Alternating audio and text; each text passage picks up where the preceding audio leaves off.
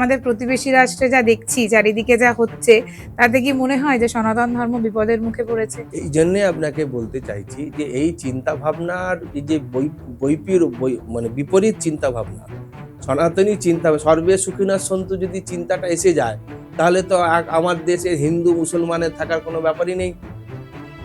কিন্তু সেই চিন্তা থেকে যত আমি দূরে সরে যাব, আমি ভালো থাকার চিন্তা করব, আমার গোষ্ঠী ভালো থাকবে, আমার পার্টিকুলার এইরকম ধরনের পোশাক আশাক আচরণকারী লোকেরাই আর পৃথিবীতে থাকবে, আর কেউ থাকবে না, কাউকে আমি সহ্য করতে পারবো না।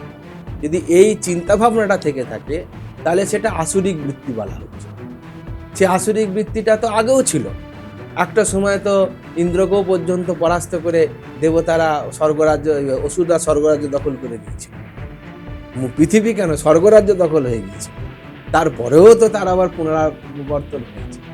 সেই জন্যে কোনো জিনিস যখন চরমে চলে যায়, তখন তার পরিণতি চরমভাবেই সেটাকে সম্পন্ন হয়।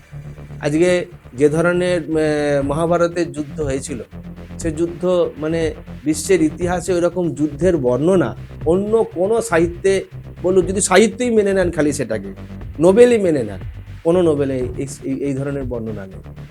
এত মারাত্মক যুদ্ধ হয়েছে। এই সনাতন ধর্মকে আমরা রক্ষা করব কি করে এত সব বিপদের মধ্যে থেকে?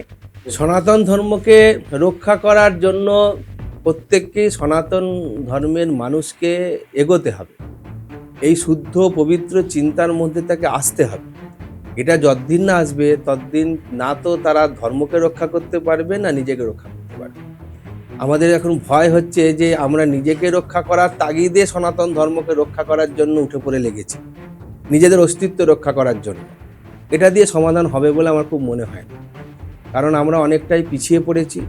আমাদের এডুকেশন বিগিনস অ্যাট হোম। নতুন করে বাড়ি বাড়িতে আবার আমাদের সনাতনী চিন্তা ভাবনার জাগরণ হতে হবে। যখন জাগরণ ঘটবে, তখন স্বাভাবিকভাবেই সমস্ত চিন্তার স্রোত যখন একদিকে প্রবাহিত হবে, তখন তার পরিবর্তন হবেই হবে, এটা নিঃসন্দেহ।